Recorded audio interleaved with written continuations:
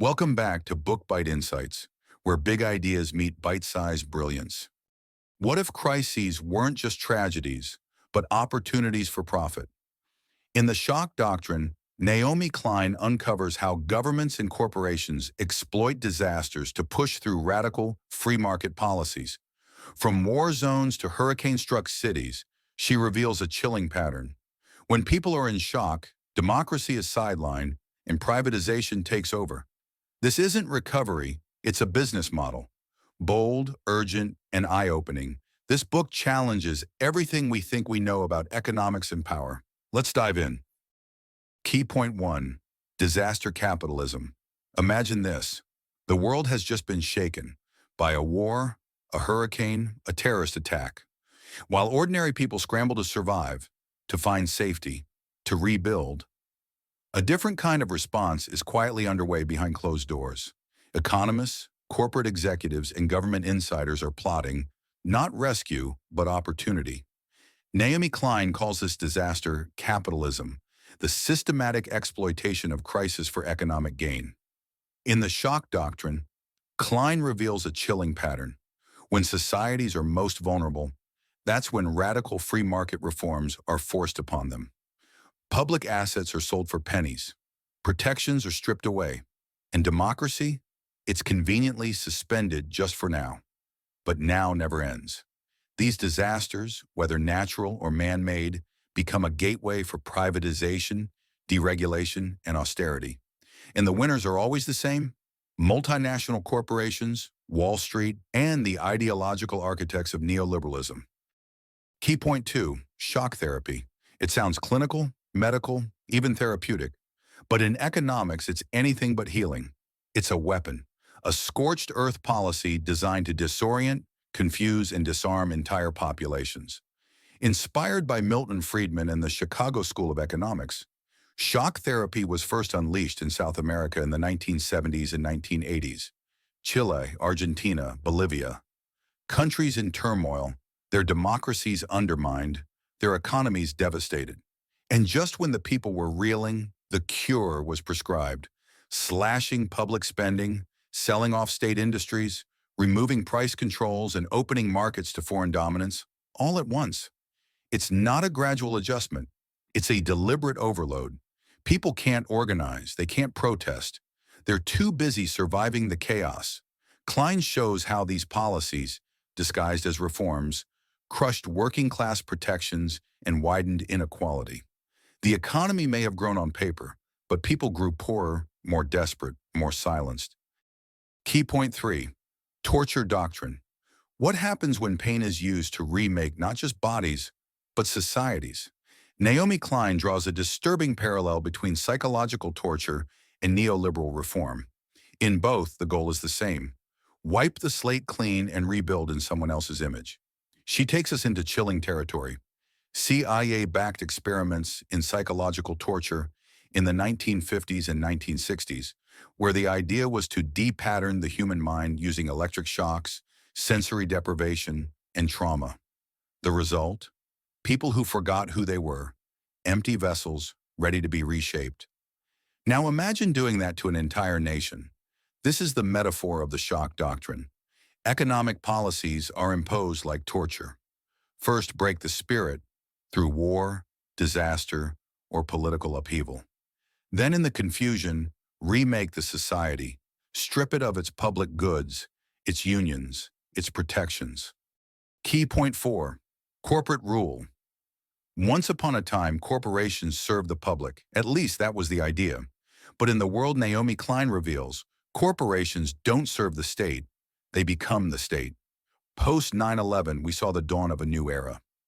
The war on terror was not just a military campaign, it was a business model. From private security firms to intelligence contractors, war became the most profitable racket in town, and the lines between public and private blurred into oblivion. Government was downsized not to save money, but to open the door for corporations to step in and sell governance at a profit. This is the endgame of disaster capitalism. A privatized world where prisons are run for profit, education is auctioned off, and even military operations are outsourced. The social contract is shredded, and sold to the highest bidder. Klein warns us, this isn't a glitch in the system. It is the system. And if we don't push back, we're not just losing our services, we're losing our sovereignty. Key point 5, Iraq experiment. Iraq wasn't just invaded, it was auctioned. While the world watched bombs fall, a different kind of battle raged behind the scenes, a war for contracts, oil rights, and total market control. Klein shows us that the occupation of Iraq wasn't just about toppling a dictator, it was about redesigning an entire economy from the ground up in the image of the Chicago School. Privatize everything. Open markets. Remove all tariffs. Allow foreign companies to repatriate 100% of their profits.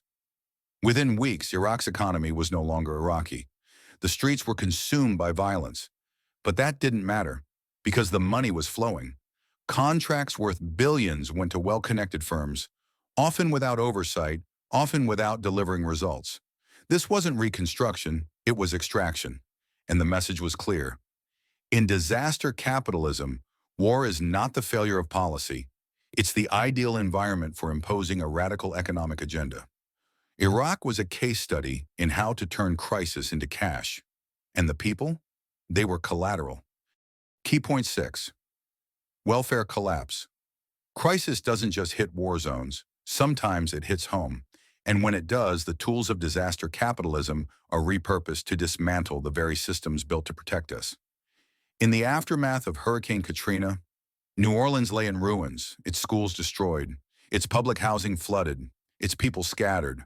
And instead of rebuilding what was lost, the state handed the keys to the private sector.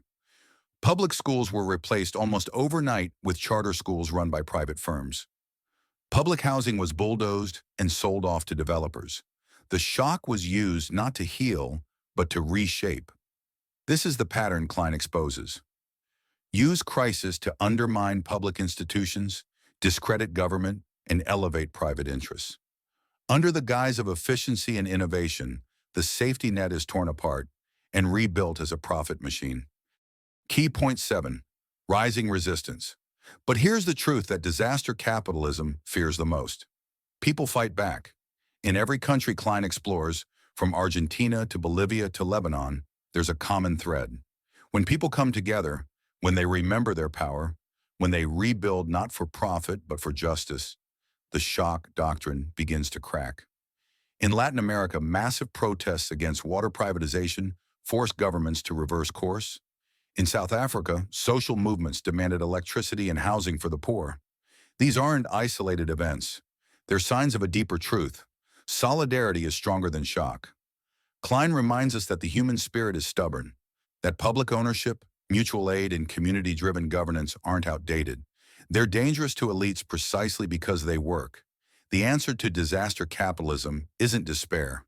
It's democracy, real democracy. Bottom-up, grassroots, participatory democracy that refuses to be sold, silenced, or outsourced. Key point 8, power of memory. The final warning is simple, but urgent. If we don't understand what's being done to us, we can't stop it. The shock doctrine isn't just a book, it's a wake-up call. Klein shows us that forgetting our history, our rights, our victories, is what fuels disaster capitalism. Because when we forget, we're vulnerable. But ideas are powerful, and memory is a weapon. We must remember the times when public health care worked, when education was a right, not a privilege. The belief that markets solve everything, that government is the enemy, that inequality is natural, isn't just bad policy. It's a doctrine that feeds on chaos, pain, and fear. To defeat it, we need more than critique.